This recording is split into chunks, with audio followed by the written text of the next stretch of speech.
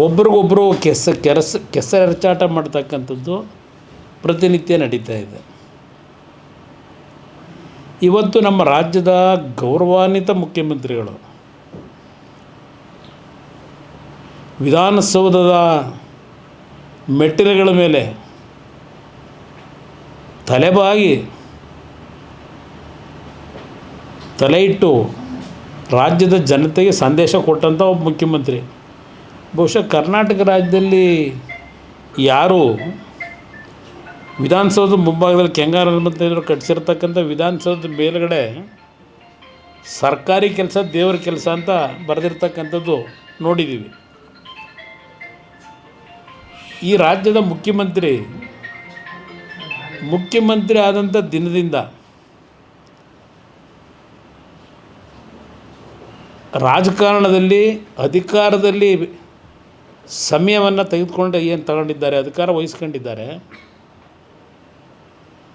ಈ ಅಧಿಕಾರ ಪಡೆದ ನಂತರ ಸ್ವಂತಿಕೆ ಅನ್ನೋದು ಇಲ್ಲ ಅವರಿಗೆ. ವಿಧಾನಸೌಧದ ಮೆಟ್ಟಿಲ ಮೇಲೆ ತಲೆಬಾಗಿ ನಮಸ್ಕಾರ ಮಾಡಿದ್ದು ಅದು ಅವರ ಸ್ವಂತ, ಅವರಲ್ಲಿರ್ತಕ್ಕಂಥ ಗುಣ ಅಲ್ಲ. ಅದನ್ನು ಕಾಪಿ ಮಾಡಿದ್ದೇ ಇವ್ರ ಕೆಲಸ. ನರೇಂದ್ರ ಮೋದಿಯವರು ಈ ದೇಶದಲ್ಲಿ 2014ರಲ್ಲಿ ಪ್ರಧಾನಮಂತ್ರಿಗಳಾದಾಗ ಅವರು ಯಾವ ರೀತಿ ನಡ್ಕೊಂಡ್ರು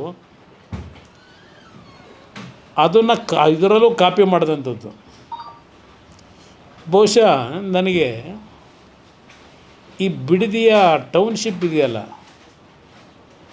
ಇದು ಸಹ ಅವರ ಒರಿಜಿನಲ್ ಯೋಜನೆ ಇಲ್ಲ ಅಂತ ಅವರೇ ಹೇಳಿದ್ದಾರೆ. ನಾನೇ ಪಿತಾಮಹ ಅಲ್ಲ, ನನ್ನ ಕನಸಿನ ಕೂಸು ಅಲ್ಲ. ಆಮೇಲೆ ಅದೇನೋ ಇನ್ನೊಂದು ಪದ ಬಳಸೋರೆ, ನನಗಿಂದೇನಿದು ಆಗಬೇಕಾಗಿಲ್ಲ ಇದೆಲ್ಲ ಹೇಳಿದ್ದಾರೆ. ನನಗೇನು ಆಗಬೇಕಾಗಿಲ್ಲ, ಪರವಾಗಿಲ್ಲ ಕೊಡಿಲ್ಲ. ಅದು ಸ್ವಲ್ಪ ಕೆಲವು ಪಾಯಿಂಟ್ ಆಮೇಲೆ ಹೇಳೋದಕ್ಕೆ ನಮಗೆ ಹಿಂಸೆ ಆಯ್ತದಲ್ಲಪ್ಪ. ಅವ್ರು ಅಷ್ಟೊಂದು ಚೀಟಿ ಇಟ್ಕೊಂಡು ಮಾತಾಡೋರು, ನಾನು 2 ಪೇಜ್ ಇಟ್ಕೊಂಡು ಬರೆದವ್ರು ಮಾತಾಡೋದು ಇಲ್ಲಿ ಹೇಳಿದ್ದಾರೆ.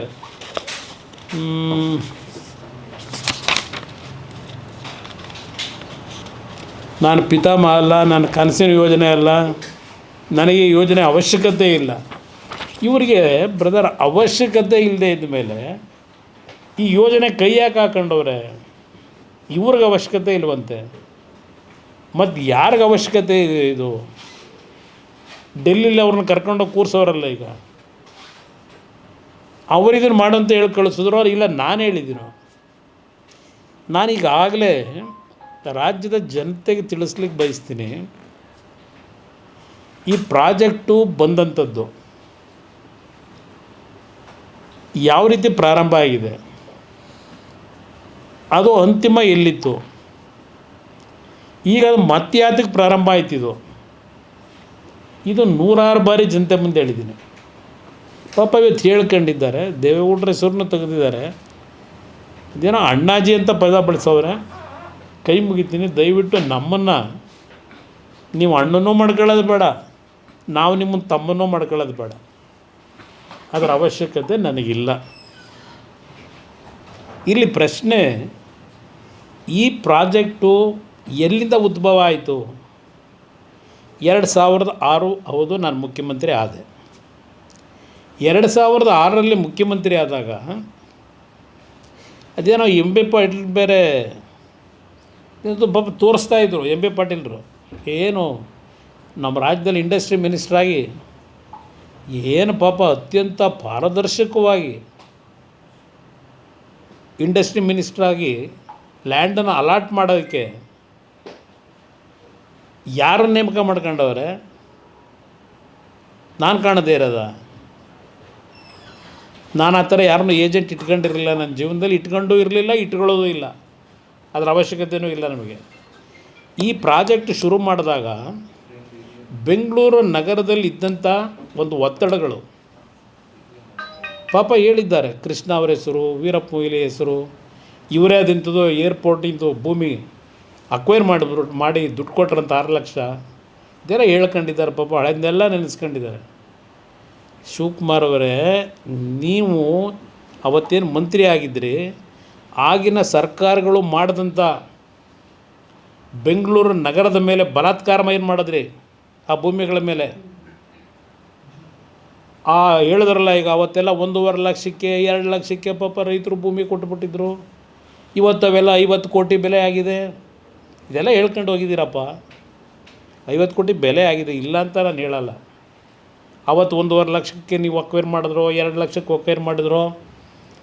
ನಮ್ಮ ಹತ್ರ ರೈತರು ಯಾರೋ ಬಂದು ಈ ಥರ ಆಗಿದೆ, ನಮ್ಮನ್ನು ಇವತ್ತು ಭೂಮಿ ಉಳಿಸ್ಲಿಕ್ಕೆ ಬಂದು ಹೋರಾಟ ಮಾಡಿ ಅಂತ ನಮ್ಮನ್ನೇನು ರೈತರು ಅವತ್ತೇನು ಕರೆದಿರಲಿಲ್ಲ. ಆ ಒಂದು ಯೋಜನೆಗಳು ತಂದರಲ್ಲಪ್ಪ. ಬೆಂಗಳೂರು ನಗರ ಮುಂದಿನ 50 ವರ್ಷ, ಈಗ ಹೇಳ್ತಾ ಇದ್ದಾರಲ್ಲ, ಇದೇನೋ ಬೆಂಗಳೂರು ನಗರ ಬ್ರ್ಯಾಂಡ್ ಮಾಡ್ತೀನಿ, ಅದೇನೋ ಹೇಳ್ಕೊಂಡವ್ರಲ್ಲ ಎಲ್ಲ. ಈಗ ಬ್ರ್ಯಾಂಡ್ ಬೆಂಗಳೂರು ಮಾಡ್ತೀವಿ, ಅದೇನೋ ಬೆಂಗಳೂರು ಇದು ವಿಶ್ವಕ್ಕೆ ಮಾದರಿ ಮಾಡ್ತೀವಿ ಅಂತ ಹೇಳ್ತಾ ಇದ್ದೀರಲ್ಲಪ್ಪ. ಈಗ ಅವತ್ತು ಮಾಡಿದ್ರಲ್ಲ, ಸಿಂಗಾಪುರ ಮಾಡ್ತೀವಿ ಅಂತೇಳಿ, ಆ ಬೆಂಗಳೂರು ನಗರ ಮುಂದಿನ 50 ವರ್ಷಕ್ಕೆ ಯಾವ ರೀತಿ ಆಗ್ಬೋದು ಅನ್ನೋದನ್ನು ಕಿಂಚಿತ್ ಯೋಚನೆನೇ ಮಾಡಿದೆ. ಅವತ್ತು ನೀವು ಮಾಡಿದಂಥ ಬೆಂಗಳೂರಿನ ಅಭಿವೃದ್ಧಿ ಇದೆಯಲ್ಲ, ಅದರ ಫಲ ಇವತ್ತು ಬೆಂಗಳೂರಿನ ನಾಗರಿಕರು ಅನುಭವಿಸ್ತಾ ಇರ್ತಕ್ಕಂಥದ್ದು. ನಾನು ಆಕಸ್ಮಿಕವಾಗಿ ಮುಖ್ಯಮಂತ್ರಿ ಆದವನು. ಆ ಸಂದರ್ಭದಲ್ಲಿ ಬೆಂಗಳೂರಿನ ಪರಿಸ್ಥಿತಿಗಳನ್ನು ನೋಡಿ ಹಲವಾರು ಯೋಜನೆಗಳನ್ನು ತರಬೇಕು ಅಂತ ಮಾಡಿದ್ದು ನಿಜ. ನಾನು ಉದಾಹರಣೆಗೆ ಬೆಂಗಳೂರು ನಗರದಲ್ಲಿ ಒಂದು ಇನ್ನರ್ ಕೋರ್ ರಿಂಗ್ ರೋಡನ್ನು ಮಾಡಬೇಕು ಅಂತ ಹೇಳಿ ಸುಮಾರು 102 kilometre elevated road, inner core elevated ರೋಡನ್ನ ಮಾಡಬೇಕು ಅಂತ ಹೇಳಿ 2006ರಲ್ಲೇ ತೀರ್ಮಾನ ಮಾಡಿದ್ದೆ. ಇವತ್ತು ಯಾವೊಂದು ಗಾಳಿ ಆಂಜನೇಯ ಸ್ವಾಮಿ ಟೆಂಪಲ್ ಇದೆಯಲ್ಲ ನಮ್ಮ ಬ್ಯಾಟರಾಯನಪುರ ಅಂತೀವಿ, ನಮ್ಮ ಮೈಸೂರು ರೋಡ್ನಲ್ಲಿ, ಆ ವೆಸ್ಟ್ ಆಫ್ ಕಾರ್ಡ್ ರೋಡ್ ಪಕ್ಕದಲ್ಲಿ ಪ್ಯಾರಲಲ್ಲಿ ಆ ದೇವಸ್ಥಾನದ ಪಕ್ಕದಲ್ಲಿ ಡ್ರೈನೇಜ್ ಮೇಲೆ ಒಂದು ಫ್ಲೈಓವರ್ ಮಾಡಿದ್ದೀವಲ್ಲ, ಅದು ಒಂದು ಸಣ್ಣ ಯೋಜನೆ ಅಂತ ಪ್ರಾರಂಭ ಮಾಡಿದ್ರು, ಪೈಲಟ್ ಪ್ರಾಜೆಕ್ಟ್. 142 ಕಿಲೋಮೀಟ್ರು ಬೆಂಗಳೂರು ನಗರದಲ್ಲಿರ್ತಕ್ಕಂಥ ಈ ಒಂದು ಕಾಲುವೆಗಳಿತ್ತಲ್ಲ, ರಾಜಕಾಲುವೆ, ಅದರಲ್ಲಿ ಎಲಿವೇಟೆಡ್ ಕಾರಿಡಾರ್ ಮಾಡಬೇಕು ಅಂತ ಹೇಳಿ ಎಲಿವೇಟೆಡ್ ರೋಡ್ಗಳು ಮಾಡಿ ಸ್ಕೂಟ್ರು, ಆಟೋಗಳು, ಸಣ್ಣ ವೆಹಿಕಲ್ಗಳು, ಕಾರ್ಗಳು ಓಡಾಡೋದಕ್ಕೆ 142 ಕಿಲೋಮೀಟ್ರ್ ಯೋಜನೆ, ಅದನ್ನು ಸಹ ಮಾಡಬೇಕು ಅಂತ ತೀರ್ಮಾನ ಮಾಡಿದ್ದವನು. 5 ಟೌನ್ಶಿಪ್ ಮಾಡಬೇಕು ಅಂತ ತೀರ್ಮಾನ ಮಾಡಿದವನು ನಾನೇ. ನಾನು ಇಲ್ಲ ಅಂತ ಎಲ್ಲೂ ಹೇಳಿಲ್ಲಪ್ಪ, ಗೌರವಾನ್ವಿತ ಮುಖ್ಯಮಂತ್ರಿಗಳೇ. ನಾನು 100 ಬಾರಿ ಹೇಳಿದ್ದೀನಿ, ನಾನೇ ಮಾಡಿದ ಮಾಡಬೇಕು ಅಂತಕ್ಕಂಥ ಯೋಜನೆಯನ್ನು ತರಬೇಕು ಅಂತ ಹೊರಟವನು ಅಂತ ನಾನೇ ಹೇಳ್ತಾ ಇದ್ದೀನಿ. ನಮ್ಮ ಮುಖ್ಯಮಂತ್ರಿಗಳ ಕಚೇರಿ ಕೃಷ್ಣ ಈ ಯೋಜನೆ ಬಗ್ಗೆ ಚರ್ಚೆ ಮಾಡಿದಾಗ ನಮ್ಮ ಅಧಿಕಾರಿಗಳು ಬಿಡದಿ ಭಾಗದ ರೈತರುಗಳು, ಮುಖಂಡರುಗಳು, ಎಲ್ಲ ಪಕ್ಷದವರನ್ನು ಕರೆದು 3 ಸಭೆ ಮಾಡಿದ್ದೀನಿ.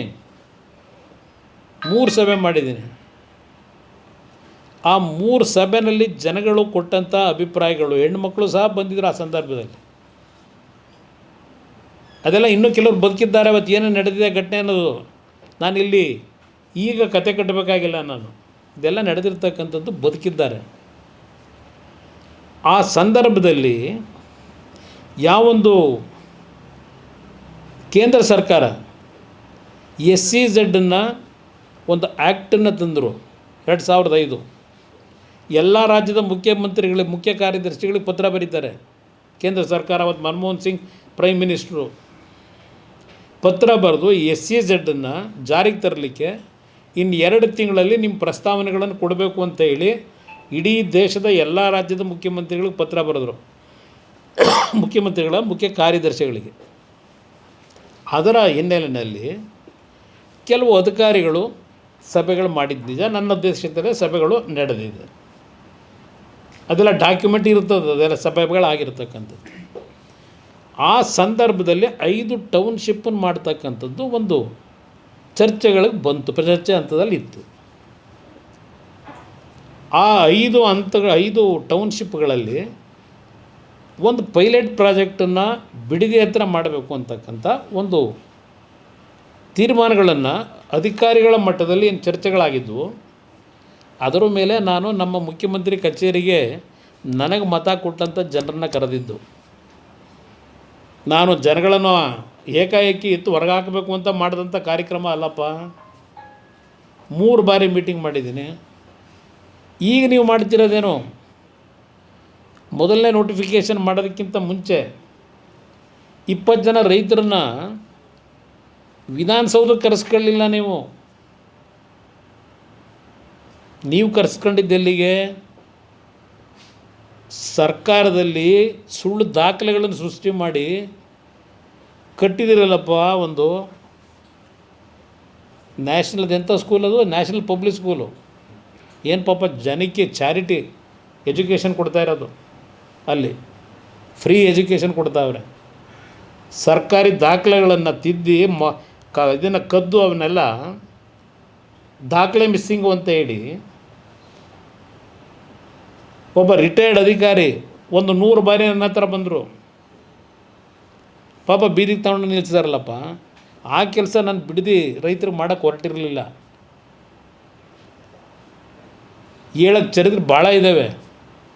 ಇಲ್ಲಿ ಪ್ರಶ್ನೆ ಆ ರೈತರುಗಳದ್ದು ಒಂದು ಭಾಗ. ನಂತರ ಯಾತಕ್ಕೆ ಎಚ್ ಕೆ ಪಾಟೀಲ್ರನ್ನ ಜೊತೆಲಿ ಕೂರಿಸ್ಕೊಳ್ಳಿಲ್ಲ? ಇವತ್ತು ಎಂ ಬಿ ಪಾಟೀಲ್ನ ಕೂರಿಸ್ಕೊಂಡಿದ್ದೀರಿ. ಎಂ ಬಿ ಪಾಟೀಲ್ದು ಗೊತ್ತು ನಮಗೆ. ಎಂ ಬಿ ಪಾಟೀಲೆಲ್ಲ ಸತ್ಯಶೋಧನಾ ಸಮಿತಿಯಲ್ಲಿ ಇದ್ದಿದ್ದು. ಅವತ್ತು ಸತ್ಯಶೋಧನಾ ಸಮಿತಿ ಚೇರ್ಮನ್ನು ನಿಮ್ಮ ಎಚ್ ಕೆ ಪಾಟೀಲ್ರು. ಎಲ್ಲಿದೆ ಆ ರಿಪೋರ್ಟು ಸತ್ಯಶೋಧನಾ ಸಮಿತಿದು? ಇಡೀ ಜನಗಳ ಮುಂದೆ. ಅದರ ಹಿನ್ನೆಲೆಯಲ್ಲಿ ವಿಧಾನಸಭೆಯಲ್ಲಿ ಚರ್ಚೆ ಆಯ್ತಲ್ಲಪ್ಪ. ಸಭೆಯಲ್ಲಿ ನೀನು ಭಾಗವಹಿಸಿದ್ದಲ್ಲಪ್ಪ. ನೀವು ಭಾಗವಹಿಸಿ ಏನೇನು ಚರ್ಚೆ ಮಾಡಿದ್ರಿ? ಶಿವಕುಮಾರು, ಸಿದ್ದರಾಮಯ್ಯ, ಮಲ್ಲಿಕಾರ್ಜುನ ಖರ್ಗೆ, ಧರ್ಮಸಿಂಗು, ಶ್ರೀರಾಮರೆಡ್ಡಿ, ಮಾಧುಸ್ವಾಮಿ, ಜಯಪ್ರಕಾಶ್ ನಾರಾಯಣ್, ಹೇಳ್ತಾ ಹೋಗಬಲ್ಲ ಹೆಸರುಗಳನ್ನ. ಯಾರ್ಯಾರು ಚರ್ಚೆಯಲ್ಲಿ ಭಾಗವಹಿಸಿದ್ರು, ಏನೇನು ಚರ್ಚೆಗಳಾಯಿತು ಹೇಳಿದ್ರಲ್ಲಪ್ಪ ನೀವು ಅವತ್ತು ಸಭೆಯಲ್ಲಿ, ವಿಧಾನಸಭೆಯಲ್ಲಿ ಅಧಿವೇಶನದಲ್ಲಿ ಹೇಳಿದ್ರಿ. ಕೇವಲ ಅದು ಸ್ವಾತಂತ್ರ್ಯ ಬಂದಂಥ ಸಂದರ್ಭದಲ್ಲಿ ಮುಖ್ಯಮಂತ್ರಿ ಆದಂಥ ಕೆ ಸಿ ರೆಡ್ಡಿ ಅವರ ಕಾಲದಿಂದ ಧರ್ಮಸಿಂಗ್ ಕಾಲದವರೆಗೆ ನಾವು ಕೇವಲ 18,000 ಎಕರೆ ಅಕ್ವೈರ್ ಮಾಡಿದ್ದು ಭೂಮಿನ. ಈ ಸರ್ಕಾರ ಬಂದು BJP JDSನ ಸರ್ಕಾರ 18 ತಿಂಗಳಿಗೆ 1,60,000 ಎಕರೆ ಭೂಮಿ ನೋಟಿಫಿಕೇಷನ್ ಮಾಡೋಕ್ಕೆ ಕೊಟ್ಬಿಟ್ಟವ್ರೆ. ಇದೆಲ್ಲ ಭಾಷಣ ಮಾಡಿದಿರಲ್ಲಪ್ಪ. ಅದೆಂಥದ್ದು ಇಷ್ಟೊಂದು ಕಂತು ಇಟ್ಕೊಂಡಿದ್ರಲ್ಲ, ಚೀಟಿಗಳು ತೆಗೆದು ಆ ಕಡೆ ಈ ಕಡೆ. ಪಾಪ ನೋಡ್ತಾ ಇದ್ದೆ ನಿಮ್ಮ ಪರದಾಟನ. ನಿಮ್ಮ ಮುಖದಲ್ಲಿ ಆ ಪಾಪ ಪ್ರಜ್ಞೆ ಅನ್ನೋದು ತುಳುಕ್ತಾ ಇತ್ತು ಆ ಟಿ ವಿಲಿ ನೋಡಿದ್ರೆ. ನಾನು ಯಾಕೆಂದರೆ ಬೆಳಗ್ಗೆ ಕ್ಯಾಬಿನೆಟ್ ಮೀಟಿಂಗ್ ಇತ್ತು. ಕ್ಯಾಬಿನೆಟ್ ಮೀಟಿಂಗ್ ಮುಗಿಸ್ಕೊಂಡು ಬಂದೆ. ನನ್ನ ಕ್ಷೇತ್ರದ ಒಂದು 25-30 ಜನ ಲೀಡರ್ಗಳು ಬಂದಿದ್ದರು. ಅವ್ರ ಜೊತೆಲಿ ಊಟ ಮಾಡ್ತಾ ಕೂತಿದ್ದೆ. ಆಗಿಲ್ಲ ಯಾರೋ ಬಂದು ತೋರಿಸಿದ್ರು. ಅದರಿಂದ ನಿಮ್ಮನ್ನೀಗ ಅಬ್ರಪ್ಟಾಗಿ ಕರೆದೆ ಈಗ ಅಷ್ಟೇ. ಚರ್ಚೆ ಮಾಡೋಣ, ಅದು ಬರೀ ಒಂದು ಸೈಡ್ ಹೋಗಬಾರ್ದು ಸುದ್ದಿ ಅಂತ. ಇಲ್ಲಿ ಚರ್ಚೆ ಮಾಡಿದ ದಿವಸನೇ ಈಗ ಅದನ್ನು ಡೇಟ್ಗಳು ಹೇಳೋರಲ್ಲ. ಸನ್ಮಾನ್ಯ ಆನರಬಲ್ ಚೀಫ್ ಮಿನಿಸ್ಟ್ರು ಅವರ ಅಧ್ಯಕ್ಷತೆಯಲ್ಲಿ ಯಾವ್ಯಾವ ಡೇಟು ಅಂತ ಹೇಳಿದಿರಲ್ಲ. ಹಲವಾರು HLCC ಮೀಟಿಂಗ್ಗಳು ನಾನು ಮುಖ್ಯಮಂತ್ರಿ ಇದ್ದಾಗ ಮಾಡಿದ್ದೇವೆ. ನನಗದರ ಅನುಭವವೂ ಇದೆ. ಎಷ್ಟು HLCC ಮೀಟಿಂಗ್ಗಳಲ್ಲಿ ಕೆಲವರು ಅರ್ಜಿ ಕೊಟ್ಟು ಒಂದು ಯೋಜನೆ ಮಾಡ್ತೀವಿ ಅಂತ ಬಂದಂಥವರು ಎಷ್ಟು ಪರ್ಸೆಂಟೇಜ್ ಜನ ಅದನ್ನು ಮಾಡಿದ್ದಾರೆ ಅಂತಕ್ಕಂಥದ್ದು ತೆಗೆದರೆ ನಿಮಗೆ ಅಲ್ಲೇ ಪರ್ಸೆಂಟೇಜ್ ಸಿಗ್ತದೆ. HLCCನಲ್ಲಿ ಹಲವಾರು ಸಬ್ಜೆಕ್ಟ್ ತರ್ತಾರೆ. ಅದು ರಾಜ್ಯದ ಮುಖ್ಯಮಂತ್ರಿ ಹೇಳಿ ತರಿಸಲ್ಲ ಸಬ್ಜೆಕ್ಟ್ನ, ಇಂತಿಂಥ ಸಬ್ಜೆಕ್ಟ್ ತನ್ನಿ ಅಂತ. ಇವರೇನಾದರೂ ಮಾಡ್ಕೊಂಡಿರ್ಬೋದು ಗೊತ್ತಿಲ್ಲ ನನಗೆ. ನಮ್ಮ ಕಾಲದಲ್ಲಿ ಆ ಒಂದು ಗೈಡ್ಲೈನ್ಗಳೇನು ಇಟ್ಕೊಂಡಿದ್ರು, ನಮ್ಮ ಅಧಿಕಾರಿಗಳಿಂದ ಅದು ಫೈಲ್ ಮೂವ್ಮೆಂಟ್ ಆಗಿ ಅಂತಿಮವಾಗಿ HLCCಗೆ ತರ್ತಕ್ಕಂಥ ಒಂದು ಪ್ರಕ್ರಿಯೆ ಅದು ಸರ್ಕಾರದಲ್ಲಿ. ಅದಕ್ಕೆ ಚೇರ್ಮನ್ ನಾನು ಇರ್ತೀನಿ. ಅದಕ್ಕೆ ಇಂಡಸ್ಟ್ರಿ ಮಿನಿಸ್ಟರ್ ಇರ್ತಾರೆ, ಹಲವಾರು ಇಲಾಖೆಗಳ ಪ್ರಧಾನ ಕಾರ್ಯದರ್ಶಿಗಳಿರ್ತಾರೆ, ಎಲ್ಲ ಇರ್ತಾರೆ. ಅಲ್ಲಿ ಕೆಲವು ಪ್ರಾಜೆಕ್ಟ್ಗಳ ಬಗ್ಗೆ ಪ್ರಪೋಸಲ್ ಏನು ಬಂದಿರುತ್ತೆ, ಚರ್ಚೆಗಳಾಗಿರ್ತವೆ, ಚರ್ಚೆ ಆಗಿದ್ದವೆಲ್ಲ ಇಂಪ್ಲಿಮೆಂಟ್ ಆಗಲ್ಲ. ಇದು ಗೊತ್ತಿಲ್ವ ಅವರಿಗೆ? ನನಗಿಂತ ಮುಂಚೆನೇ ಮಂತ್ರಿ ಆಗಿದ್ದಾರಲ್ಲ, ಪಾಪ ಅವ್ರು ಹೇಳಿದ್ದಾರಲ್ಲ, ಅದೆಂಥದ್ದು ಪಾಪ ಹೊಟ್ಟೆ ನೋವಂತೆ, ಕಿವುಚ್ತಾರಂತೆ. ಹಂಗೆ ಅನ್ನಿಸ್ತದೆ ನಾನು ನೋಡಿದ್ರೆ. 3 ದಿವಸ ನಾನು ಪ್ರವಾಸ ಮಾಡಿ ಬಂದೆ ಪಶ್ಚಿಮ ಬಂಗಾಳದಲ್ಲಿ. ನಮ್ಮ ಸ್ಟೀಲ್ ಅಥಾರಿಟಿಯಲ್ಲಿ ಇರ್ತಕ್ಕಂಥ ಕಾರ್ಖಾನೆಗಳು ವಿಸಿಟ್ ಕೊಟ್ಟು ಏನೇನು ಮಾಡಬೇಕು ಅಂತೇಳಿ ಡೈರೆಕ್ಷನ್ ಕೊಟ್ಟು ಬಂದೆ. ನನಗೆ 24 ಗಂಟೆ ಉಸಿರಾಡೋಕ್ಕಾಗದೇ ಇರೋ ಕೆಲಸಗಳವೇ ಇಲ್ಲಿ. ಅಲ್ಲಿ ರಾಜ್ಯದಲ್ಲಿ ಯಾರು ಮುಖ್ಯಮಂತ್ರಿ, ಯಾರಮ್ಮ ನೋಡಿ ಹೊಟ್ಟೆವರಿ ಪಡಬೇಕು, ಟೈಮ್ ಇರಬೇಕಲ್ಲ ನನಗೆ. ಅದರಿಂದ ಈ ಲಘುವಾದ ಮಾತುಗಳನ್ನು ನಿಲ್ಲಿಸಿ, ಇಲ್ಲಿ ಯಾವಾಗ ಚರ್ಚೆ ನಡೀತು ವಿಧಾನಸಭೆ ಕಲಾಪದಲ್ಲಿ, ಚರ್ಚೆ ಆಗಿದ್ದು 29-30 2 ದಿನ, ಆಗಸ್ಟ್ ತಿಂಗಳು 2007.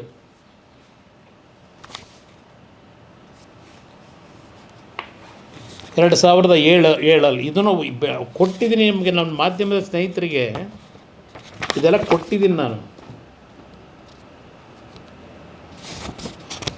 ಇಲ್ಲೇ ಹೇಳ್ಬಿಡ್ತೀನಿ ನಿಮಗೆ.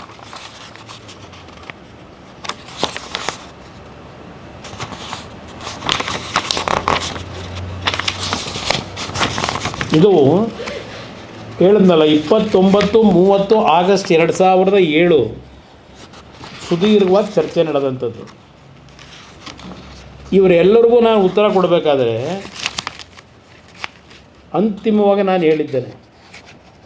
ಇದನ್ನೇ ಮೊನ್ನೆ ಬೆಂಗಳೂರಿನಲ್ಲೂ ನಾನು ಪತ್ರಿಕಾಗೋಷ್ಠಿಯಲ್ಲಿ ವಿಧಾನಸಭೆ ಕಲಾಪದಲ್ಲಿ ನಡೆದಂಥ ಅಂತಿಮವಾದ ಉತ್ತರ ನಾನು ಕೊಡಬೇಕಾದ್ರೆ ಆ್ಯಸ್ ಎ ಚೀಫ್ ಮಿನಿಸ್ಟರ್, ನನ್ನನ್ನು ಆಯ್ಕೆ ಮಾಡಿರ್ತಕ್ಕಂಥ ಪುಣ್ಯಾತ್ಮ ಜನ ಅವರು ಯಾವುದೇ ಕಾರಣಕ್ಕೂ ನನ್ನ ರೈತರಿಗೆ ನೋವು ಕೊಟ್ಟು ಅವ್ರನ್ನ ಒಕ್ಕಲೆಬ್ಬಿಸ್ತಕ್ಕಂಥ ಕೆಲಸವನ್ನು ಮಾಡಲ್ಲ.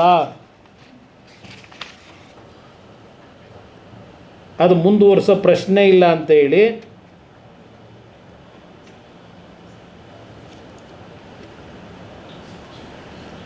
ಇಲ್ಲಿ ಹೇಳ್ತಿದ್ದೀನಿ. ಹೇಳಿದಾರಲ್ಲ HLCC ಮೀಟಿಂಗು ಹೇಳ್ತಾರೆ ನೋಡಿ, ಈ ಮಟ್ಟಕ್ಕೆ ರೈತರನ್ನು ಒಕ್ಕಲೆಬ್ಬಿಸಲಿಕ್ಕೆ ನೀವು ಹೊರಟಿದ್ದೀರಿ ಎಂದೇನೋ ಎಲ್ಲ ಸದಸ್ಯರುಗಳು ಹೇಳಿದ್ದಾರೆ. ನಾನು ಇಲ್ಲಿ ಒಂದು ವಿಷಯವನ್ನು ಹೇಳುವುದಕ್ಕೆ ಬಯಸುತ್ತೇನೆ. HLCCನಲ್ಲಿ ನಮ್ಮ ಸರ್ಕಾರ ಬಂದ ಮೇಲೆ ಏನು ತೀರ್ಮಾನವಾಗಿದೆ ಎಂದು ಹೇಳುವುದಕ್ಕೆ ಬಯಸುತ್ತೇನೆ. ಡಾಲರ್ಸ್ ಹೋಟೆಲ್ ಲಿಮಿಟೆಡ್ 17ನೇ ತಾರೀಕಿನ HLC ಮೀಟಿಂಗ್ನಲ್ಲಿ ಬಂದಿದೆ. Nature of approval, consent process, status of acquisition not commenced, whether consent letter submitted not yet, century retirement not yet, ಈ ಥರ ಎಲ್ಲ ಹೇಳ್ಕೊಂಡು ಹೋಗಿದ್ದೀನಿ. ಸ್ವೇಚ್ಛಾಚಾರವಾಗಿ ತೀರ್ಮಾನಗಳು ಆಗಿಲ್ಲ, ಆಗುವುದಕ್ಕೆ ಅವಕಾಶವನ್ನೂ ಕೊಟ್ಟಿಲ್ಲ. ಇದೆಲ್ಲ ಹೇಳಿ ನನ್ನ ರೈತರನ್ನ ಒಕ್ಕಲೆಬ್ಬಿಸ್ತಕ್ಕಂಥ ಪ್ರಶ್ನೆ ಇಲ್ಲ, ಅದನ್ನು ಸ್ಟಾಪ್ ಮಾಡ್ತೀವಿ ಅಂತ ಹೇಳಿದ್ದೀನಿ. 1ನೇ ತಾರೀಕು ಆಗಸ್ಟು 2007 ಡೇಟು ನನ್ನ ತಲೆಯಲ್ಲಿದೆ. ಆಮೇಲೆ ಈ DLFದು ಇವತ್ತು ಚರ್ಚೆ ಮಾಡಿದ್ದಾರೆ. ಪಾಪ DLF ಅವನು ಯಾವನ್ನ ಮುಖ ನೋಡಿಲ್ಲ ನಾನು. DLFದು ನಿಮ್ಮದು ಸಂಬಂಧ ಬಿಚ್ಚಣಂತೆ, ತಾವರೆಕೆರೆ ಹೋಬಳಿ. ಅವನು ಯಾರೋ ಪಾಪ ಬ್ರಿಟಿಷರ ಕಾಲದಲ್ಲಿ ಬಂದಿದ್ದ ಫಾರಿನ್ನಿಂದ.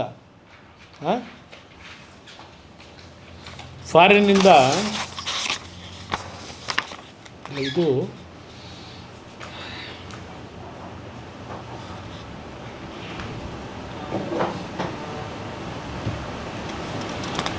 ಇಲ್ಲ, ಇದೇನು ಬೇಡ ನನಗೆ. ಇದು ನನಗೆ ಬೇಕಾಗಿರೋದು DLFದು. ನನ್ನ ಕಾಲದಲ್ಲಿ 100 ಕೋಟಿ 200 ಕೋಟಿ ಮತ್ತು 100 ಕೋಟಿ ಅಂತ ಎಲ್ಲ ಹೇಳ್ಕೊಂಡವ್ರೆ. ಈ ಪ್ರಾಜೆಕ್ಟನ್ನು ಚರ್ಚೆಗೆ ಬಂದಿದ್ದು ನಿಜ. ಈ ಪ್ರಾಜೆಕ್ಟು ಟೇಕ್ ಆಫೇ ಆಗಲಿಲ್ಲ. ಅದಕ್ಕೆ ಕಾರಣ ವಿಧಾನಸಭೆ ಕಲಾಪದಲ್ಲಿ ನಾನು ಹೇಳಿದ್ದೀನಿ, 1ನೇ ತಾರೀಕು ಆಗಸ್ಟು 2007ನೇ ತಾರೀಕಿನಂದು 2007ನೇ ಇಸ್ವಿ 1ನೇ ತಾರೀಕು 8ನೇ ತಿಂಗಳು ಆಗಸ್ಟ್ ನಾನು ಹೇಳಿರ್ತಕ್ಕಂಥದ್ದು ಈ ಪ್ರಾಜೆಕ್ಟನ್ನು ಮುಂದುವರಿಸಲ್ಲ, ನಿಲ್ಲಿಸ್ತೀವಿ ಅಂತ ಹೇಳಿದ್ದೀನಿ. ವಿಧಾನಸಭೆ ಕಲಾಪದಲ್ಲೇ ಬಿಡದಿದ್ದು, ನಾನು ಅದಕ್ಕೆ ಕನ್ಫೈನ್ ಆಯ್ತಿರೋದು ಬಿಡದಿದ್ದಕ್ಕೆ. ಆಮೇಲೆ ನಾನು ರಾಜೀನಾಮೆ ಕೊಟ್ಟಿದ್ದು 9 ಅಕ್ಟೋಬರ್ 2007 ರಾಜೀನಾಮೆ ಕೊಟ್ಟಿರೋದು. ಡಿ ಎಲ್ ಎಫ್ದು ಮತ್ತೆ ಮುಂದೆ ಟ್ರಾನ್ಸಾಕ್ಷನ್ ಆಗಿರೋದು ಯಾವತ್ತು? ಬಹುಶಃ 27-29ನೇ ತಾರೀಕು ಮೇಲೆ ಆಗಿದೆ, ಅಕ್ಟೋಬರು. ಅದು ರಾಜ್ಯಪಾಲರ ಆಡಳಿತ, ನವಂಬರ್ ತಿಂಗಳಲ್ಲಾಗಿರೋದು. ರಾಜ್ಯಪಾಲರ ಆಡಳಿತ ಇದ್ದಾಗ ನನಗೆ ಸಂಬಂಧ ಇಲ್ಲದೆ ಇರೋದು. ನಾನಲ್ಲಿ ವಿಧಾನಸಭೆಯಲ್ಲಿ ಆಗಸ್ಟ್ 1ನೇ ತಾರೀಕು ಈ ಪ್ರಾಜೆಕ್ಟನ್ನು ನಿಲ್ಲಿಸ್ತೀವಿ ಅಂತ ಭಾಷಣದಲ್ಲಿ ಹೇಳ್ಬಿಟ್ಟಿದ್ದೀನಿ. ಇವರೆಲ್ಲ ನನ್ನ ಮೇಲೆ ಗದಾಪ್ರಹಾರ ಮಾಡಿದ್ರಲ್ಲ, ನಿಂತೋಗಿದೆ. ಆಮೇಲೆ ಮುಂದೆ ಬಂದಂಥ ಸರ್ಕಾರಗಳು ಏನೇನು ಮಾಡ್ಕೊಂಡ್ರೆ, ಈಗ 2007 ನಾನು ಅಧಿಕಾರ ಹಿಡ್ದಿರೋದು, ಇವತ್ತು ಎಷ್ಟು ವರ್ಷ ಆಯಿತು? 20 ವರ್ಷ ಆಯಿತು. 20 ವರ್ಷದಿಂದ ಏನು ಮಾಡ್ತಾಯಿದ್ರಿ? ಮಿಸ್ಟರ್ ಡಿ ಕೆ ಶಿವಕುಮಾರ್, ನಾನು ನಿಮ್ಮನ್ನು ಮುಖ್ಯಮಂತ್ರಿ ಅಂತ ನಾನು ಹೇಳಕ್ಕೆ ಸಿದ್ಧವೇ ಇಲ್ಲ. ಹೌದು, ಆ ರಾಜ್ಯಕ್ಕೆ ಇವತ್ತು ಅಂಥ ಚಿನ್ನದಂಥ ರಾಜ್ಯ ಅದು. ಈ ರಾಜ್ಯದ ಮುಖ್ಯಮಂತ್ರಿ ಅಂತ ಬಹುಶಃ ಜನವು ಇನ್ನೂ 170 ಜನ ಅಕ್ಸೆಪ್ಟ್ ಮಾಡ್ಕೊಂಡಿಲ್ಲ ನನ್ನ ಅಭಿಪ್ರಾಯದಲ್ಲಿ. ಮುಖ್ಯಮಂತ್ರಿ ಅಂತ ಹೇಳಲ್ಲ. ಮಿಸ್ಟರ್ ಡಿ ಕೆ ಶಿವಕುಮಾರ್, ನೀವು ನನ್ನ ಮೇಲೆ ಏನು ಆಪಾದನೆ ಮಾಡ್ತಾಯಿದ್ದೀರಿ? ಇತ್ತೇನೋ ಪೇಪರ್ಗಳು ಇಟ್ಕೊಂಡು ಏನೋ ಪಾಪ ಹೇಳ್ತಾಯಿದ್ದೀರಿ. ಪಕ್ಕದಲ್ಲಿ ಅಕ್ಕಪಕ್ಕದಲ್ಲಿ ಬೇರೆ ಕೂರಿಸ್ಕೊಂಡಿದ್ರಿ, ಅವ್ರು ಬೇರೆ ಕಿವಿಲಿ ಏನೋ ಹೇಳ್ತಾನೆ ಇದ್ದರು. ಇಲ್ಲಿ ಪ್ರಶ್ನೆ, ಈ 20 ವರ್ಷದಲ್ಲಿ 2013 ಬಿ ಜೆ ಪಿ ಸರ್ಕಾರ ಬಂದಿದ್ದು ಬಿಟ್ಬಿಡಿ, 2009 ಇರಲಿ, ಅವರೇನೋ ಟ್ರೈ ಮಾಡಿದ್ರು, 10ರಲ್ಲಿ ಮತ್ತೇನೋ ಜಾಗತಿಕ ಟೆಂಡರ್ ಕರೆದ್ರು, ಯಾರೂ ಬರಲಿಲ್ಲ. ಇದನ್ನೆಲ್ಲ ಹೇಳ್ತಾ ಹೋಗಿದ್ದೀರಿ. 13ಕ್ಕೆ ಮುಖ್ಯಮಂತ್ರಿಗಳು ಬಂದ್ರಲ್ಲಪ್ಪ ಸಿದ್ದರಾಮಯ್ಯನವರು, ನೀವು ಆ ಮಂತ್ರಿಮಂಡಲದಲ್ಲಿ ಮಂತ್ರಿ ಇದ್ರಲ್ಲ. ಇವತ್ತು ಇಷ್ಟು ತರಾತುರಿಲೇನು ಹೊರಟಿದ್ದೀರಿ ಇದನ್ನು ಮಾಡಬೇಕು ಅಂತೇಳಿ?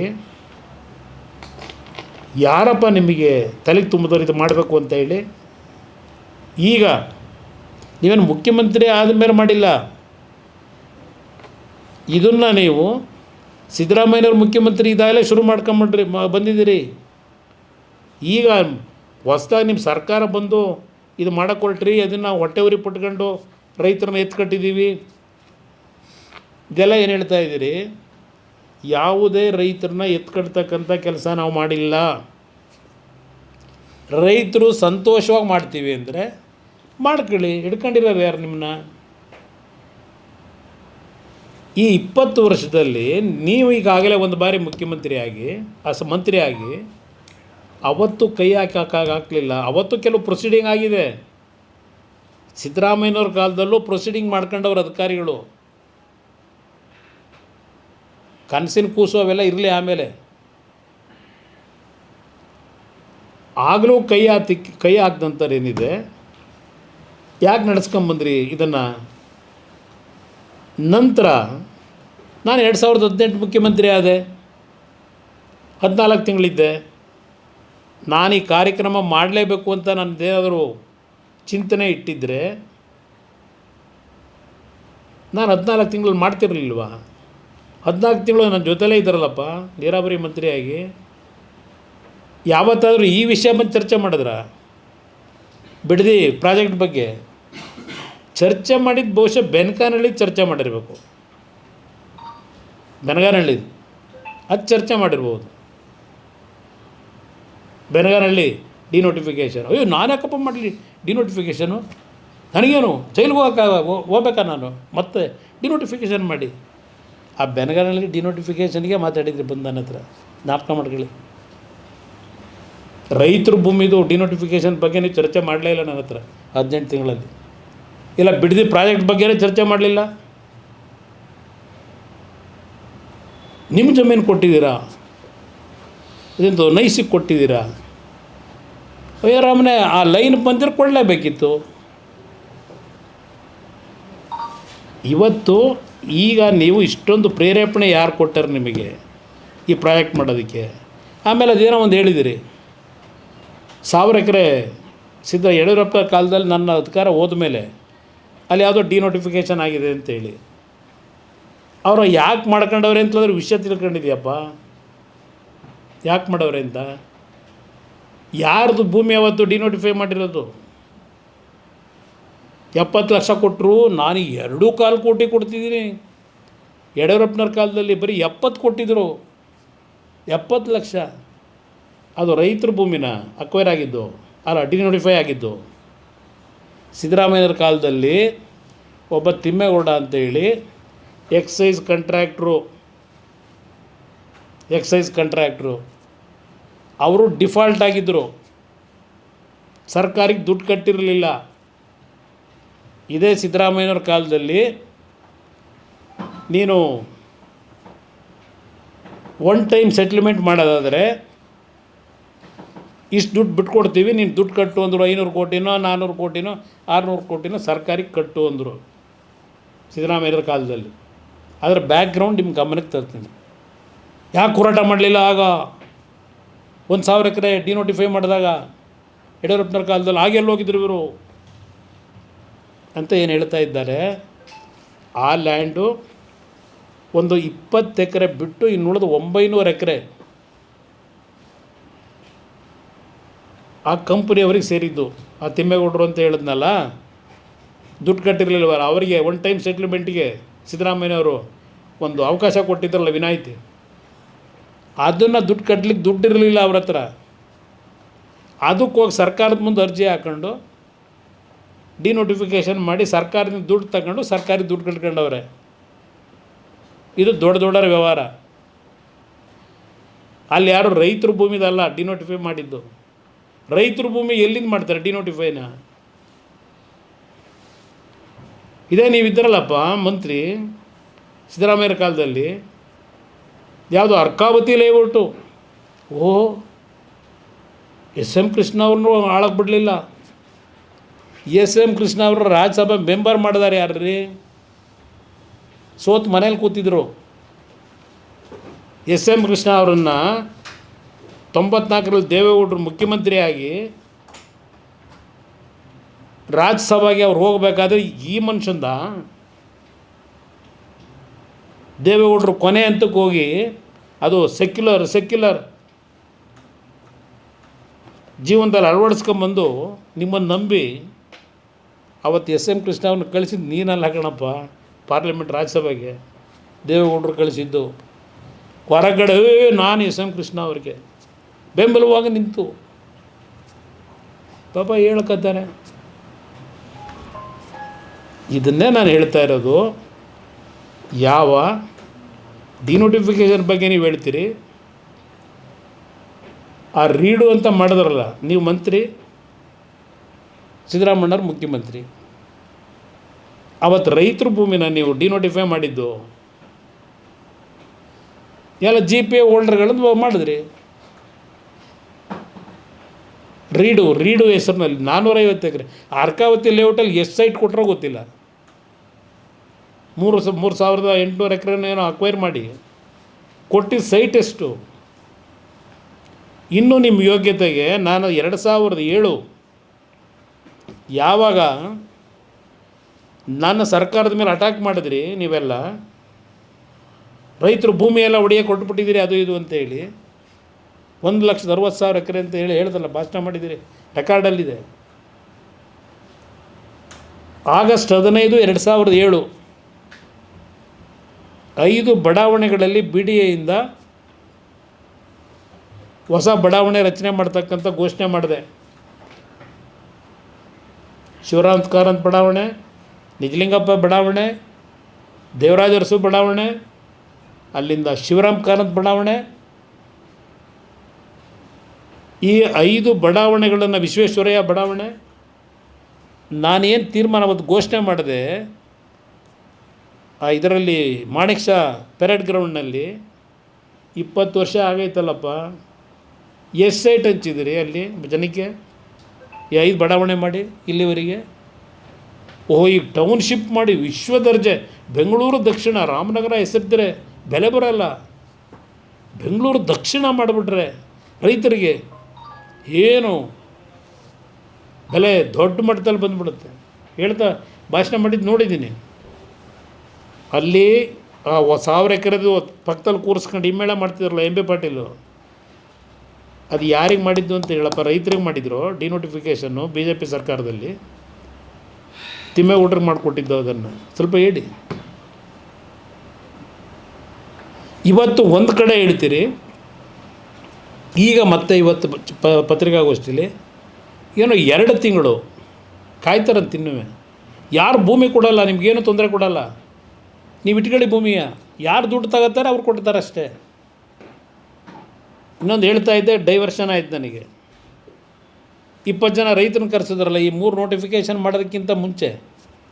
ಇಲ್ಲ ಈಗ ತಕ್ಷಣ ಮಾಡೋದಿಲ್ಲ, ಇನ್ನೂ ಸ್ವಲ್ಪ ಸಮಯ ತಗೋತೀನಿ, ನೋಡೋಣ ನಡೀರಿ ಅಂಥೇಳಿ ಬೆಳಗ್ಗೆ ಆ 3 ಒಳ್ಳೆಯದು ಅಧಿಸೂಚನೆ ಹೊಡಿಸು ಅಂತಿಮ. ಈಗ ಹೇಳ್ತವ್ರೆ ಕಮಿಟಿ ಮಾಡ್ತಾರಂತೆ. ಯಾವ ಕಮಿಟಿ? ಶಾಸಕರದ್ದು ಮಾಡೋದು, ಜಡ್ಜ್ದು ಮಾಡೋದು, ಇದೆಂಥದ್ದು ರಿಯಲ್ ಎಸ್ಟೇಟ್ ಅಂತ ಹೇಳ್ತಾಯಿದ್ರು. ಅಪ್ಪ ನಾನೇನು ರಿಯಲ್ ಎಸ್ಟೇಟ್ ಯಾವುದು ಮಾಡಿಲ್ಲಪ್ಪ ನಾನು. ನಾನು ಜಮೀನು ತಗೊಂಡಿದ್ದೀನಿ, ಇದೆ ಕೇತನಹಳ್ಳಿಯಲ್ಲಿ. ಅಧಿಕಾರಿಗೆ ಬರೋದಕ್ಕಿಂತ 40 ವರ್ಷದ ಮುಂಚೆ ತಗೊಂಡಿದ್ದೆ. 1983-85 ತಗೊಂಡಿದ್ದ ಜಮೀನು. ಅಸೂಯೆ ಪಡೋದು, ಇನ್ನೊಬ್ರಿಗೆ ನೋವು ಕೊಡೋದು,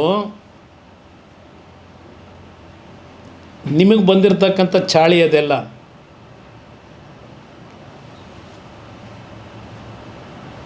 ಎಂಬತ್ತೈದನೇ ಇಸ್ವಿಲಿ ಖರೀದಿ ಮಾಡಿದ ಜಮೀನು ಅದೆಂಥದ್ದು 4 ಎಕರೆ ಒತ್ತುವರಿ ಆಗೋಗಿದೆ. ಇಡೀ ದೇಶದಲ್ಲಿ ಹೇಳ್ಕೊಂಬಂದಿದ್ದೀರಿ.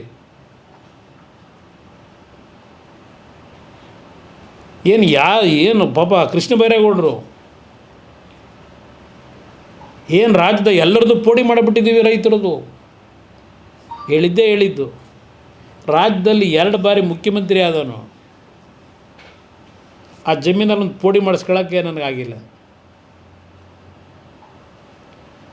ನಿಮ್ಮ ಥರ ಅಧಿಕಾರಿಗಳಿಗೆ ಎದುರಿಸಿ ಮಾಡೋದಾಗಿದ್ದರೆ ಏನು ಬೇಕಾದರೂ ಮಾಡ್ಬೋದಾಗಿತ್ತಲ್ವ. ನಾನು ಕಷ್ಟಪಟ್ಟು ಸಂಪಾದನೆ ಮಾಡಿದ ಜಮೀನದು. ನಾನು ಹಲವಾರು ನಿದರ್ಶನಗಳವೆ. ಮಕ್ಕಳುಗಳನ್ನ ಕಿಡ್ನ್ಯಾಪ್ ಮಾಡೋದು, ಹೆದರಿಸೋದು, ಜಮೀನು ಬರೆಸ್ಕೊಳ್ಳೋದು. ಅದ್ಯಾವುದೋ ಸೊಸೈಟಿ ಯಾವನೋ ಒರಿಜಿನಲ್ ದಲಿತರಿಗೆ ರಾಮಕೃಷ್ಣ ಹೆಗಡೆ ಕಾಲದಲ್ಲಿ ಸೈಟ್ ಮಾಡಬೇಕು ಅಂತ ಹೇಳಿ SC ST ಜನಾಂಗ ಕೊಡಬೇಕು ಬಡವರಿಗೆ ಅಂತೇಳಿ ಮಾಡಿದ್ದನ್ನು ಮತ್ತಿನ್ನು ಯಾವುದೋ ನಕಲಿ ಸೊಸೈಟಿ ಸೃಷ್ಟಿ ಮಾಡ್ಕೊಂಡು ಕರ್ನಾಟಕದಲ್ಲಿ ಮಾಡಿದಂಥ ಭಾಳ ಜನ ಇದ್ದೀರಪ್ಪ. ಆ ಕೆಲಸ ಮಾಡಿದ್ದೀವ? ಏನು ನಯ, ಏನು ವಿನೀತ, ಅಬ್ಬಾ ಎಷ್ಟು ಇವತ್ತು ಮಾತಾಡ್ಬೇಕಾದ್ರೆ ಏನು ಗೌರವ. ಅಣ್ಣಾಜಿ, ಅಪ್ಪಾಜಿ, ಅಯ್ಯೋ ನಾನು ಕಾಣದೇ ಇರೋದು ಇವೆಲ್ಲ brother. Sir, Bidadi industrial town ಮಾಡಿದ್ದು ನೀವು, ಆದರೆ ನೀವು ಇಂಡಸ್ಟ್ರಿ ಟೌನ್ ಮಾಡುವಾಗ ಬ್ರದರ್ ಯಾಕೆ ಸೇರಿಸ್ಕೊಂಡು ಯಾವುದನ್ನ ಬಿಡದಿ ಇಂಡಸ್ಟ್ರಿಯಲ್ ಟೌನ್ ಮಾಡಿದ್ದು ನಿಮ್ಮ ಕಾಲದಲ್ಲಿ? ಒಂದು ನಿಮಿಷ, ನನ್ನ ಕಾಲದಲ್ಲಿ ಮಾಡಿದ್ದಲ್ಲ ಧರ್ಮ್ ಸಿಂಗ್. ಒಂದು ನಿಮಿಷ, ಆರೋಹಳ್ಳಿಗೂ ಕೇತುಗನಹಳ್ಳಿಗೂ ಸಂಬಂಧ ಏನು? ಶಾನ್ ಮಂಗಲಕ್ಕೂ ಕೇತುಗನಹಳ್ಳಿಗೂ ಸಂಬಂಧ ಏನು? ಕೇಳಕ್ಕೆ ಬಯಸ್ತೀನಿ. ನೀವು ಎಲ್ಲಿಗೆ ಬೇಕಾದರೂ ಸಂಬಂಧ ಬೆಳೆಸ್ತೀರಿ, ಯಾವ ಲ್ಯಾಂಡ್ ಬೇಕಾದ್ರೆ ಏನು ಬೇಕಾದ್ರೂ ಮಾಡ್ತೀರಿ ನೀವು. ನಾನು ಹಂಗೆ ಮಾಡೋಕ್ಕಾಗಲ್ವಲ್ಲ. ಆರೋಹಳ್ಳಿ ಹತ್ರ, ಶಾನ್ ಮಂಗಲದ ಹತ್ರ ನೋಟಿಫೈ ಮಾಡಿದ್ದು ಇಂಡಸ್ಟ್ರಿಯಲ್ಗೆ ಸಿಂಧ್ಯಾ ಅವರು ಕೈಗಾರಿಕಾ ಮಂತ್ರಿಗಳು, ಧರ್ಮ್ ಸಿಂಗ್ ಮುಖ್ಯಮಂತ್ರಿ. ಸ್ವಲ್ಪ ರೆಕಾರ್ಡ್ ತೊಗೊಂಡು ನೋಡೋಕೆ ಹೇಳಿ, ಆರೋಹಳ್ಳಿಲಿ ನಾನಿದ್ದ ಮುಖ್ಯಮಂತ್ರಿ ಅಂತ ಹೇಳಿ. ಆಮೇಲೆ ಕೆಲವು ರೈತರಿಗೆ ನಾನೇ ಆರೋಹಳ್ಳಿ ಭಾಗದಲ್ಲಿ ಭೂಮಿ ಕೊಡಬೇಡಿ, ಮಿನಿಮಮ್ 50 ಲಕ್ಷ ಕೊಡೋವರೆಗೂ ಕೊಡಬಾರ್ದು ಅಂತೇಳಿ ಭೂಮಿ ಕೊಡಬೇಕು ಅಂತ ಹೊರಟವ್ರಿಗೆ ರೇಟ್ನ ಜಾಸ್ತಿ ಮಾಡಿಸ್ಕೊಟ್ಟಾನೆ ನಾನು ರೈತರ ಪರವಾಗಿ. ಅವತ್ತೂ ನೀವೆಲ್ಲಿದ್ದಪ್ಪ ರೇಟ್ ಫಿಕ್ಸ್ ಮಾಡಬೇಕಾರಲ್ಲಿ?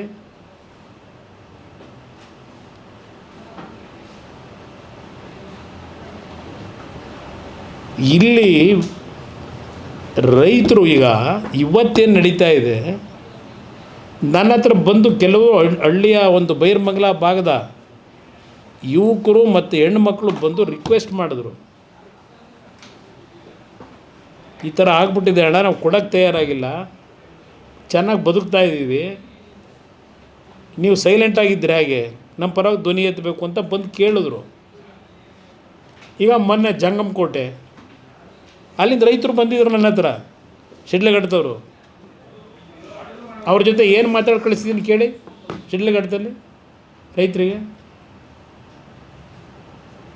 ಚನ್ನರಾಯಪಟ್ಟಣದಲ್ಲಿ ಗಲಾಟೆ ಮಾಡ್ತಾಯಿರೋ ಸಾವಿರಾರು ದಿನಗಳು 2 ಸಲ ಅಲ್ಲೂ ಹೋಗಿದ್ದೀನಿ ರೈತರ ಪರವಾಗಿ.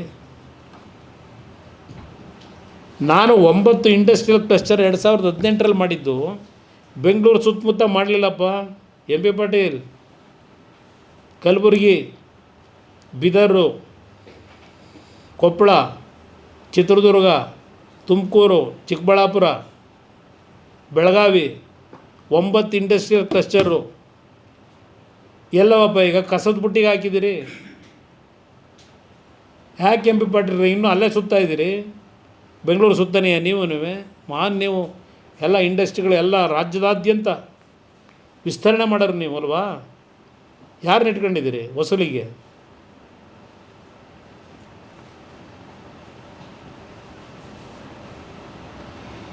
ನಿಮ್ಮಿಂದ ನಾನು ಹೇಳಿಸ್ಕೋಬೇಕಾಗಿಲ್ಲ ಅಧಿಕಾರ ನಡೆಸೋದು ಹೆಂಗೆ ಅಂತೇಳಿ. ಆ ರೈತರು ನನ್ನ ಹತ್ರ ಬಂದರು, ನಮ್ಮ ಪರವಾಗಿ ಧ್ವನಿ ಎತ್ತಬೇಕು ಅಂತ ಹೇಳಿದ್ರು, ಧ್ವನಿ ಎತ್ತಿದ್ದೀನಿ. ದಿನ ರಾಜಕೀಯ ಮಾಡೋದು ನನಗೆ ಬೇರೆ ಕೆಲಸ ಇಲ್ವಾ ಅಲ್ಲಿ?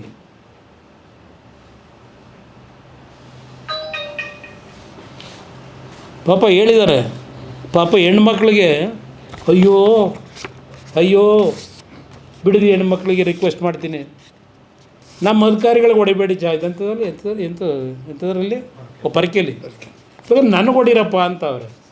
ಇದು ಏನು ರೀ, ಒಬ್ಬ ಮುಖ್ಯಮಂತ್ರಿ ಅಂತ ಹೇಳಕತ್ತಿದ್ದೀರಿ? ಬಾಬಾ ಮುಖ್ಯಮಂತ್ರಿ ಬಾಯಲ್ಲಿ ಬರೋ ಮಾತಾ ಇದು, ಬಂದು ನನಗೆ ಬೇಕಾದ್ರೆ ಪರಕೆಯಲ್ಲಿ ಹೊಡಿಲಿ ಅಂತ. ಹೋಗಲಿ, ಯಾರಾದರೂ ಆ ಥರ ಹೇಳ್ತಕ್ಕಂಥದ್ದು. ಒಬ್ಬ ಸಾಮಾನ್ಯ ಕನಿಷ್ಠ ಜ್ಞಾನ ಇಲ್ಲದೆ ಇರೋನು ಹೇಳ್ತಾನೆ, ಬಾರಪ್ಪ ಪರಕೆ ತಗೊಂಬಂದು ಹೊಡಿ ಅಂತ ಹೇಳಿ. ಇದೇನು ನಮ್ಮ ರಾಜ್ಯದ ದುರ್ಗತಿ ಎಲ್ಲಿಗೆ ಬಂತು? ಚಪ್ಪಲಿ ಅಲ್ಲಪ್ಪ, ಅಯ್ಯೋ ದಯವಿಟ್ಟು ಪರಕೆಯಲ್ಲಿ ನನಗೆ ಹೊಡೀರಿ, ಕಲ್ಲು ಹೊಡೀರಿ.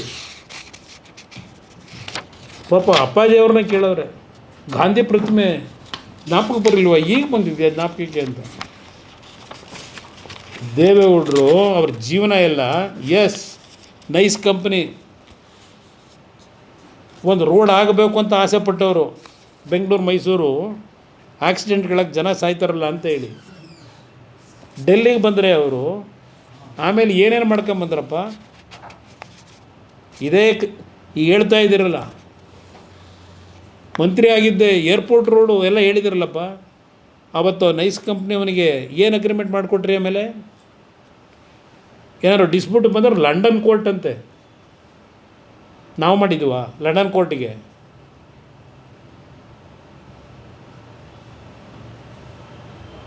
ಡಿನೋಟಿಫಿಕೇಷನ್ನು ನೈಸ್ ಕಂಪ್ನಿದು ಯಾರಿಗಾಗವೆ? ಪಾಪ ನಮ್ಮ ಹೆಸರು ನಿಂತು ದೇವಗೆರೆ ಅಂತೆ, ಕೇತನಹಳ್ಳಿ ಅಂತೆ, ಅದೇನೋ ಈಗೆಲ್ಲೋ ಹೊಸೂರ ಹತ್ರ ತಗೊಂಡವ್ರಂತೆ ಹೇಳಿದಿರಲ್ಲ. ನನ್ನ ಮಗ ಆಗಲೇ ಹೇಳ್ದ, 5 ಎಕರೆ ಬೇಕಾದ್ರೆ ದಾನ ಬರ್ಕೊಟ್ಬಿಡ್ತೀನಿ ಅಲ್ಲಿ ಡೆವಲಪ್ಮೆಂಟಿಗೆ ಅಂತ. ಇದು ಇಲ್ಲಿ ಮಾಡಿದ್ದೀರಿ. ದೇವೇಗೌಡರು ಹೋರಾಟ ಎಷ್ಟು? ನೀವೇನು ಮಾಡಿದಿರಿ? ನೈಸ್ ಕಂಪ್ನಿ ಎಲ್ಲ ಇದನ್ನು ಹೊಡಿಲಿಕ್ಕೆ ಹೊರಟಿದ್ದೀರಿ. ಏನಲ್ಲಿ ಹೊಸಕೆರೆ ಎಳ್ಳೆ ಹತ್ರ ನಿಂತೈತೆ ಬೃಹದಾಕಾರವಾಗಿ, ಶೋಭಾಯಮಾನವಾಗಿದೆ. ಅಲ್ಲಿ NOC ಯಾರಪ್ಪ ಕೊಟ್ಟವರು? ಕಟ್ಟಿದಿರಲ್ಲ ಶೋಭಾಯಮಾನವಾಗಿ.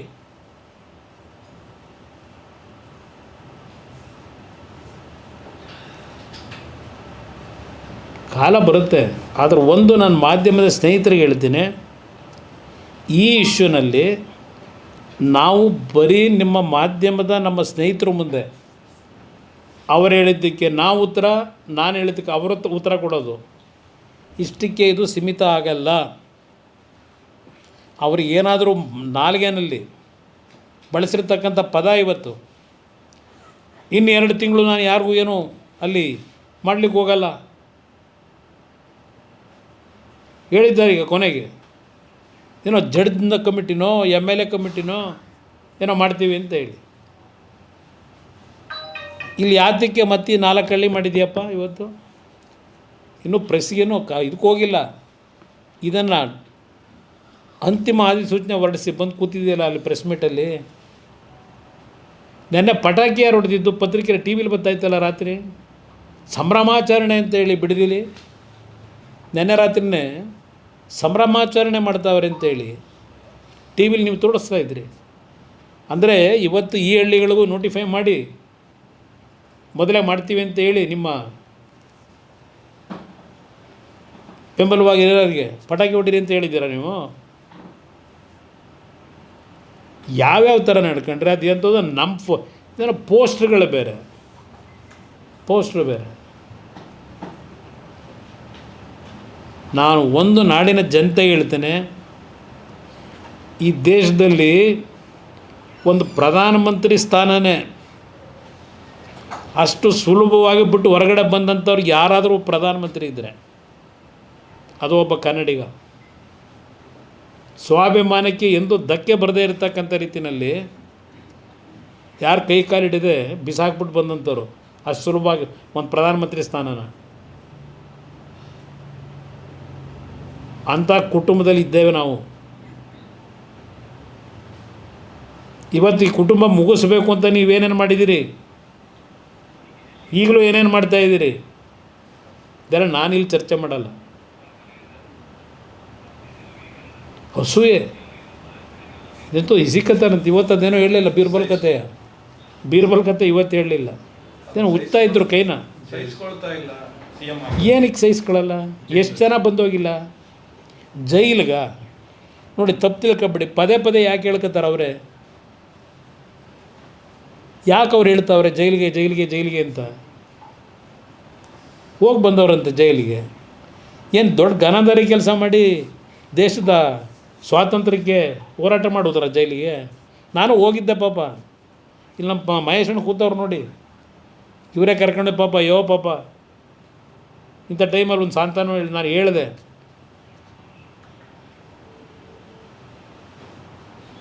ಏನಕ್ಕೆ ಹೋದ್ರು ಜೈಲಿಗೆ? ಎಲ್ಲ ಜಯಿಸ್ಕೊತೀನಿ ಅಂತಾರೆ. ಯಾಕೆಂದರೆ ಸತ್ಯ ಹೊರಗೆ ಬರಬೇಕಲ್ಲ, ಯಾವತ್ತೋ ಒಂದು ದಿವಸ ಬರುತ್ತೆ. ಯಾತಕ್ಕೆ ಇವೆಲ್ಲ ನಡೀತಾ ಇದೆ ಅಂತೇಳಿ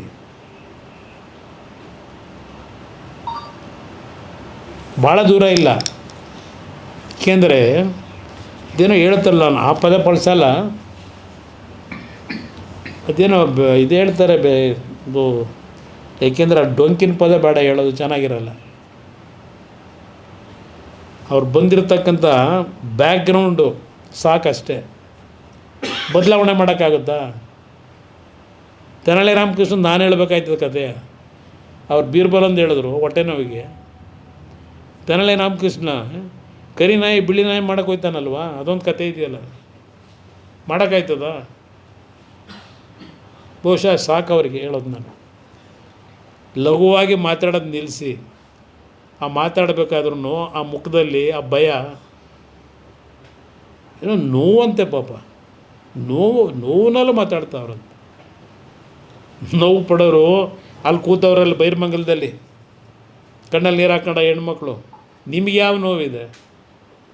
ನಿಮಗಂಥ ನೋವು ನಿಮ್ಮ ಆ ಹೃದಯ ಕಟುಕು ಹೃದಯ ಅದು ನಿಮ್ಮದೆಲ್ಲ, ಅದರಲ್ಲಿ ಬಂದರೆ ಅಲ್ಲ ನೀವು. ನಿಮ್ಗೆ ಯಾವ ನೋವಾಯ್ತದೆ? ಅದರಿಂದ ಇವತ್ತು ನಾಡಿನ ಜನತೆಗೆ ಹೇಳ್ತೇನೆ, ಇದರಲ್ಲಿ ಯಾವುದೇ ರೀತಿಯ ರಾಜಕೀಯದ ಪ್ರಶ್ನೆ ಇಲ್ಲ. ನಮ್ಮ ಕಾಲದಲ್ಲಿ ನಾವು ಏನೇ ತಪ್ಪು ಮಾಡಿದ್ರು ಹುಡುಕಿದ್ದೀರಿ, ಹುಡುಕಿ ನನ್ನ ಮೇಲೂ ಹಾಕಿದ್ದೀರಿ ಕೇಸ್ಗಳು ಇದ್ದಾವೆ. ಆದರೆ ಮೆರಿಟ್ ಮೇಲೆ ನಡೆಸ್ತೀನಿ ಕೇಸ್ನ, ನ್ಯಾಯಾಲಯಕ್ಕೆ ಅಗೌರವ ಸಲ್ಲಿಸಲ್ಲ. ಹುಡುಕಿ ಏನಾದರೂ ಇದ್ದರೆ ಇನ್ನೂ ಏನದೇನು ಭಯ ಬೀಳಲ್ಲ. ಆದರೆ ಸುಳ್ಳು ಹೇಳೋದು ನಿಲ್ಲಿಸಿ ಅಷ್ಟೆ. ನಿಮಗೆ ಇಲ್ಲೇ ಹೇಳ್ತೀರಿ, ನನಗೇನ ಯೋಜನೆ ಬಗ್ಗೆ ಅವಶ್ಯಕತೆ ಇಲ್ಲ ನನಗೆ ಅಂತೇಳಿ ಹೇಳ್ತಿದ್ದೀರಿ. ಯಾರಿಗೆ ಅವಶ್ಯಕತೆ ಅಂತ ಈ ಅರ್ಜಿ ಹಾಕಿದ್ರಿ ನಿಮ್ಮ ಹತ್ರ? ಓಲಿ ಹಳ್ಳಿ ಜನವಾದರೆ ಕೇಳಿದ್ರಾ ಮಾಡಿಕೊಡಿ ಅಂತ? ಏನೋ ಕುಮಾರಸ್ವಾಮಿ ಕಾಲದಲ್ಲಿ 25 ಲಕ್ಷಕ್ಕೆ ಫಿಕ್ಸ್ ಮಾಡಿಬಿಟ್ಟಿದ್ದಂತೆ. ನೋಟಿಫಿಕೇಷನೇ ಮಾಡಿಲ್ಲ ನಮ್ಮ ಕಾಲದಲ್ಲಿ. ನೋಟಿಫಿಕೇಷನ್ ಮಾಡೋದು 2020 ಇವ್ರು ಮಾಡ್ಕೊಂಡವ್ರೆ 26ರಲ್ಲಿ ಫೈನಲ್ ನೋಟಿಫಿಕೇಷನ್ನ. ನಾನು ನೋಟಿಫಿಕೇಷನ್ ಮಾಡಿದ್ರೆ ದುಡ್ಡು ಹೆಂಗೆ ಫಿಕ್ಸ್ ಮಾಡೋಕ್ಕಾಯ್ತದೆ? ಅಷ್ಟು ಬೇಡವಾ? ಗೊತ್ತು ಇಷ್ಟೆಲ್ಲ ನಡೆಸ್ತಿರಲ್ಲಪ್ಪ ದಿನ ವ್ಯವಹಾರ. ರಾತ್ರಿ 12 ಗಂಟೆ 1 ಗಂಟೆವರೆಗೂ ಅದೇನೋ ಕುಮಾರ್ ಕೃಪಾ ಎಲ್ಲಾದರೂ ಉಂಟೇನ್ರಿ? ನಿಮ್ಮ ಮನಸ್ಸಾದರೂ ಯಾಗ್ರಿ ಬಂದಿದೆ? ಆ ಕುಮಾರ್ ಕೃಪಾ ಒಂದು ಹೆರಿಟೇಜು ಬಿಲ್ಡಿಂಗ್, ಅದು ಅನ್ಯಾಯ ಮಾಡಿದ್ದೀರಿ, ಕೇಳೋರು ದಿಕ್ಕಿಲ್ಲ.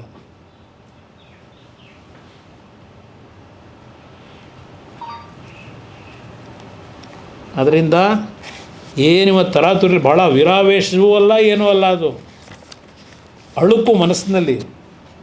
ಆ ಅಳುಕಿಂದ ನಿಮ್ಮ ಪತ್ರಿಕಾಗೋಷ್ಠಿ ಇದೆಯಲ್ಲ, ಅದರಿಂದ ನೀವೇನು ಸಾಧನೆ ಮಾಡೋದಿಲ್ಲ. ಇವತ್ತಿನ ಪತ್ರಿಕಾಗೋಷ್ಠಿ ಈ ರಾಜ್ಯದಲ್ಲಿ ಜನ ಆಗಲೇ ತೀರ್ಮಾನ ಮಾಡಾಗಿದೆ ನೀವು ಯಾವ ದಿಕ್ಕಿನಲ್ಲಿ ಹೊರಟಿದ್ದೀರಿ ಅಂತ ಹೇಳಿ.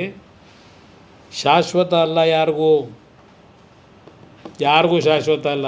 ನನಗೂ ಇಲ್ಲ, ಇನ್ನೊಬ್ರಿಗೂ ಇಲ್ಲ. ಕಾಲ ನಿರ್ಧಾರ ಮಾಡ್ತದೆ. ಸಿಕ್ಕಿರೋ ಅವಕಾಶ ಸರಿಯಾಗಿ ಬಳಕೆ ಮಾಡ್ಕೊಳ್ಳಿ ಅಂತ 100 ಬಾರಿ ಹೇಳಾಗಿದೆ ಈಗಾಗಲೇ 1 ತಿಂಗಳಲ್ಲಿ. ಪ್ರಾಮಾಣಿಕವಾಗಿ ಈಗಲಾದರೂ ಕೆಲಸ ಮಾಡಿ ಕೊನೆಗಾಲದಲ್ಲಿ ಒಂದು ಗೌರವ ಉಳಿಸ್ಕೊಳ್ಳಿ ಅಂತಕ್ಕಂಥದ್ದನ್ನು ಹೇಳ್ತೀನಿ. ಹಣ ಸಂಪಾದನೆ ಯಾರು ಬೇಕಾದ್ರೂ ಮಾಡ್ತಾರೆ. ಹಣದಿಂದಲೇ ಎಲ್ಲ ಗೆಲ್ತೀನಿ ಅಂತ ತಿಳ್ಕೊಂಡಿದ್ರೆ ಅದಕ್ಕೆ ಕಾಲ ಉತ್ತರ ಕೊಡ್ತದೆ ಅನ್ನೋದನ್ನ ಒಂದು ಅಂತಿಮವಾಗಿ ಹೇಳಲಿಕ್ಕೆ ಬಯಸ್ತೀನಿ.